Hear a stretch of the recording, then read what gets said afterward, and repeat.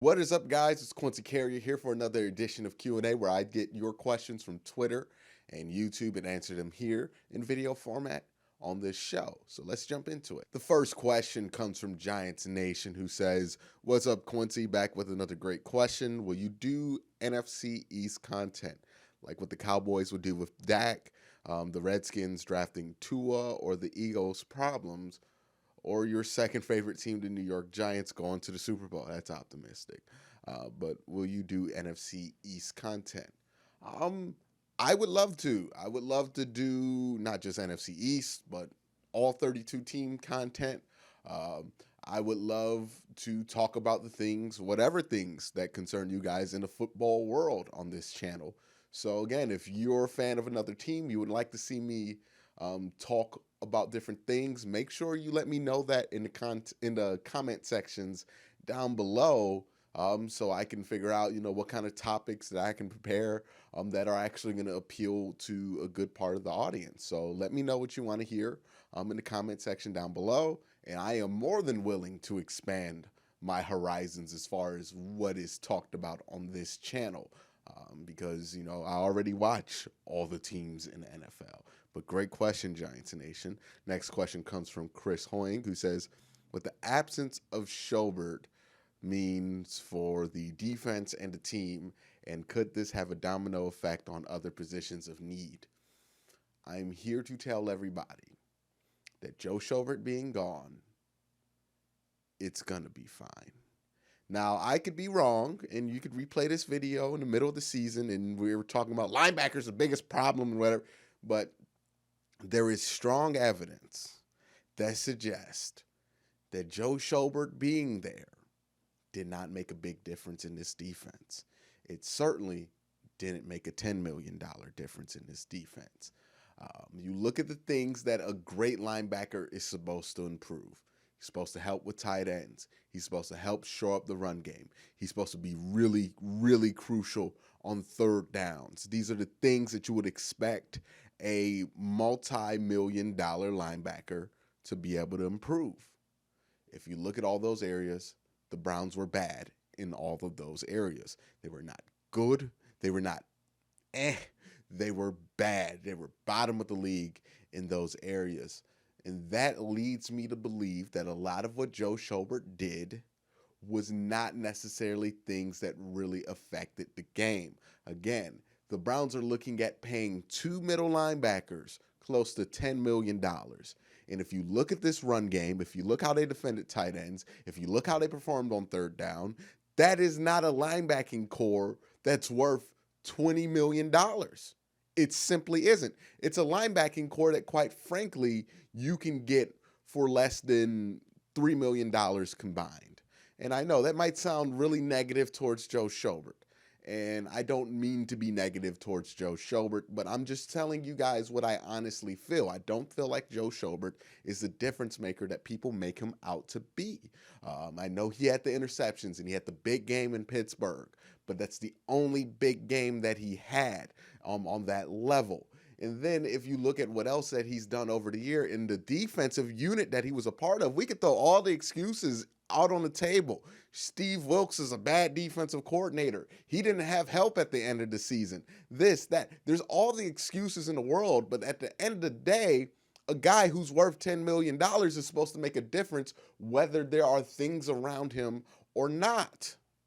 So it's kind of an irrelevant argument at that point, what was around him. Because honestly, if you have good enough surrounding parts, you can draft somebody in the third or fourth round that can fill that hole as long as they're competent. Look at what the Baltimore Ravens did with their linebackers. They got two guys off the street to play linebacker for them, and it worked out well enough for them to get the number one seed in the AFC.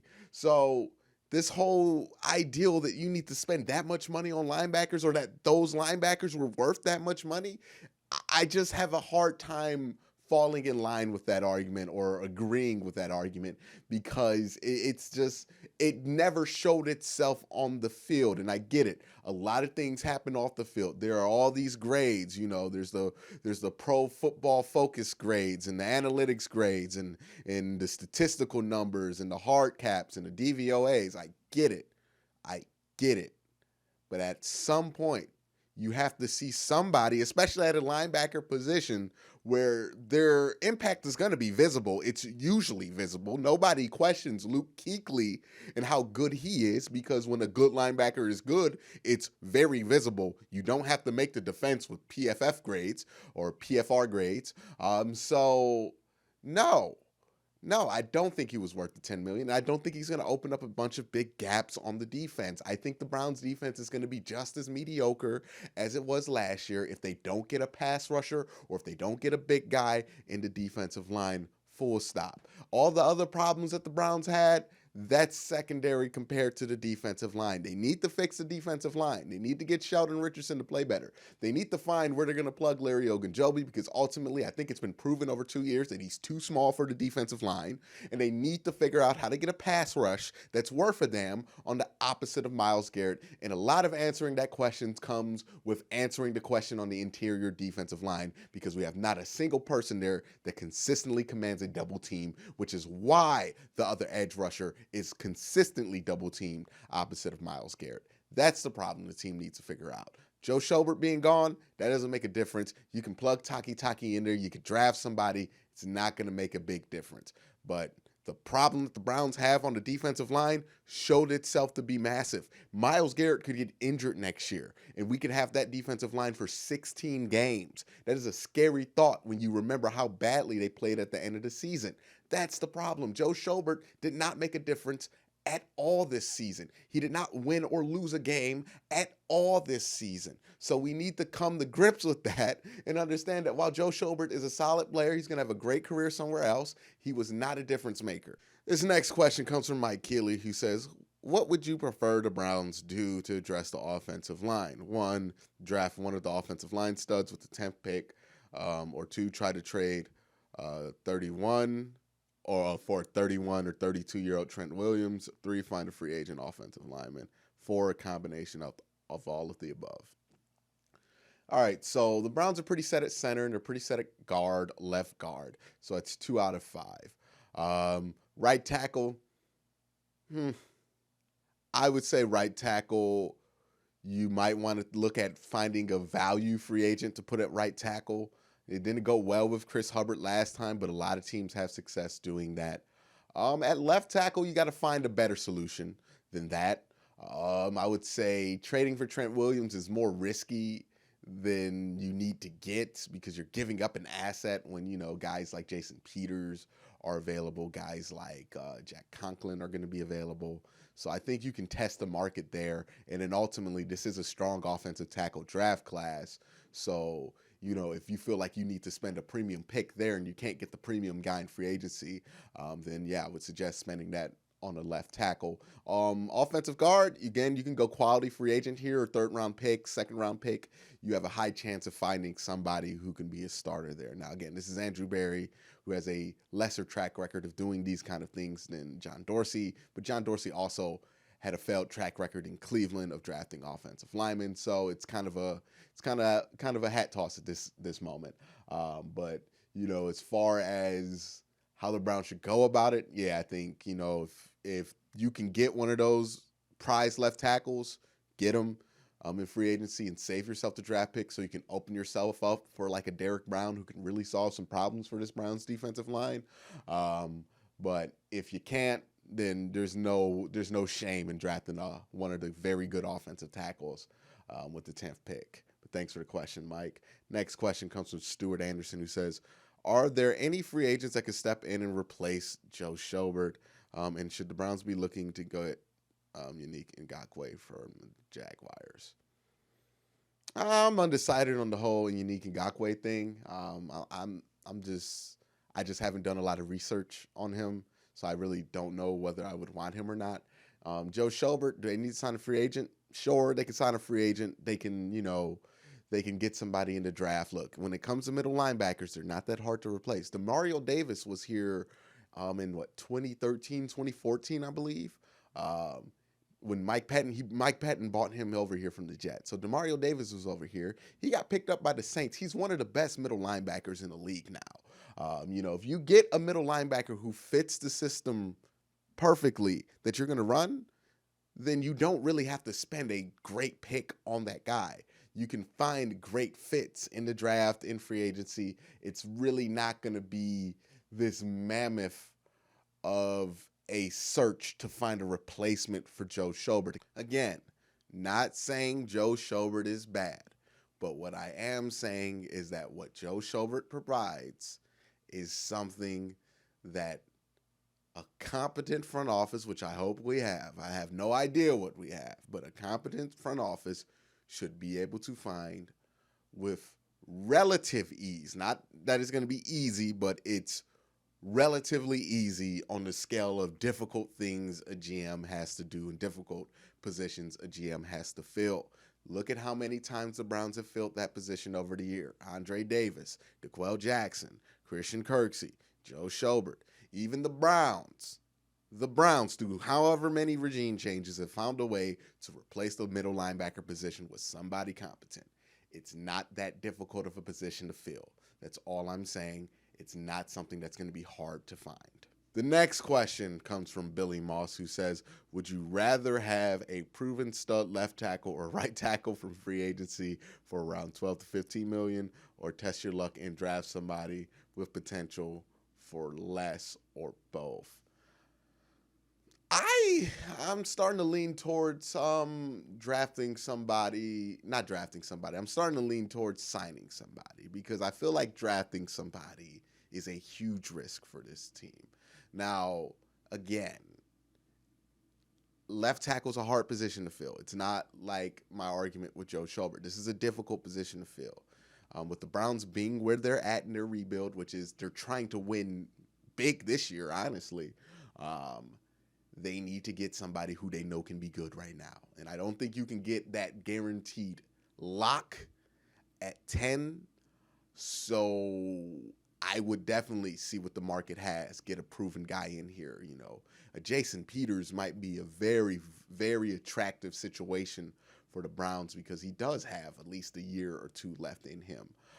So that's the direction I would think the Browns would go in. And then with that 10th pick, you can open that up to get something in a position that has less of a learning curve in the NFL and less of a curve as far as like how quick can they be really good. And I would think that's somewhere like defensive tackle, defensive end, you know, and maybe fill one of those holes that way. But I would ultimately not be upset with the offensive tackle pick if they can't sign a free agent, if that's a clear answer. The next question comes from Superfax, who says, it was announced yesterday Jason Peters is hitting free agency. I'm not super informed about his career. Is he worth a look for the Browns? I mean, like, if you're going to look at Trent Williams because of what he's done in the past, you have to look at Jason Peters, because Jason Peters, I would argue, has been a better player throughout his career. Now, he's an older player, but he's at least played recently, which Trent Williams hasn't. And, you know, I would really be open to bringing in Jason Peters, a veteran, a guy who's going to be good for the locker room, a guy who's been there, done that, played in big games, won a Super Bowl. He didn't play in that Super Bowl because he was hurt. Vitae was playing in that Super Bowl, but again, has been a part of big games, has been a part of winning teams, and would bring a much-needed veteran presence to this offense, into this locker room. So I would be in favor of that. I would actually think that's an attractive situation for him. Well, not for him, because I don't know what he thinks the Browns are. And since the Browns didn't win a lot last year, it's going to be hard to prove that. But it'd be an attractive situation for the Browns to go and see if he's interested. Next question comes from America's Underdog, who says, what player or position would you like the Browns to take in the draft that's maybe off everyone's radar? I mentioned defensive tackle. I don't hear that mentioned a lot. Defensive end, anywhere on the defensive line, I would honestly want the Browns to. I think that's either number one or number two priority. The way that defensive line played after Myles Garrett was hurt was just unacceptable. Honestly, the way they played even when Myles Garrett was there was unacceptable.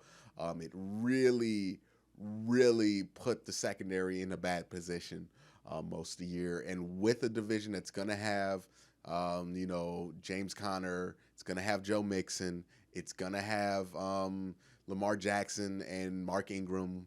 you're going to need to be able to stop the run, and you're going to need to have a formidable defensive line. And right now, the Browns don't even have anything close to that, especially when Myles Garrett isn't there. So I would think that is a big area of need. I also wouldn't be surprised if they went somewhere in the secondary here, if a better player fell. I don't see it happening, but like if an Okuda fell, that could happen just because I think there are going to be a lot of changes that people aren't seeing yet in the secondary that are going to happen. But I'd be relatively surprised if they did go with the DB. And, you know, other than that, like, I don't think they're going to go and give us a curveball like CeeDee Lamb, like a wide receiver. Maybe a tight end at 10, but I don't think any tight end has been valued at that high of a pick. But who knows? But yeah, I would say probably other than offensive tackle, the only other positions I can see them go on that pick is along the defensive line. And that is, of course, if they stay at 10. If they trade back, all bets are off at that point. Next question comes from Michael Leisure, who says, if you were in Andrew Berry's shoes, what would it take to get OBJ away from the Browns? By the way, I would keep him. This is a difficult one, right? Because what it would take for me to get rid of OBJ would be a package that wouldn't be offered because it wouldn't make strategical sense for the team that can offer it. But that would be 2 years worth of first-round picks from a team that's below 500. So I can make sure I get a good pick and, you know, maybe a good pick for next year. That's what it would take. Now, why would a below 500 team trade for Odell Beckham? Who knows? But a below 500 team last year traded for Odell Beckham. So anything is possible. But that's what I would do. The next question comes from Austin, who says, would you rather see Trent Williams or Jack Conklin picked up by the Browns? I would definitely go Conklin. I think Conklin's younger. He's just kind of a better bet there. Trent Williams has a lot of questions, man. Like, he was elite when he was playing, but he's coming off of a lot, and he hasn't played a lot. And it's just a lot to gamble on, especially when you have to trade assets to bring him in, and you're not sure what his contract demands are going to be. So Jack Conklin would be my choice at that position. But that's all the questions that you guys had this week. Thank you guys for asking them. And please, please, please don't forget to hit that like button, hit that subscribe button. Check out some of the videos that are going to pop up at the end screen that I did a great collaboration this week with the one and only Malice on Twitter. So if you're interested in that, check it out. It's all there. But again, thank you guys for watching. Have a great day. Have a good night.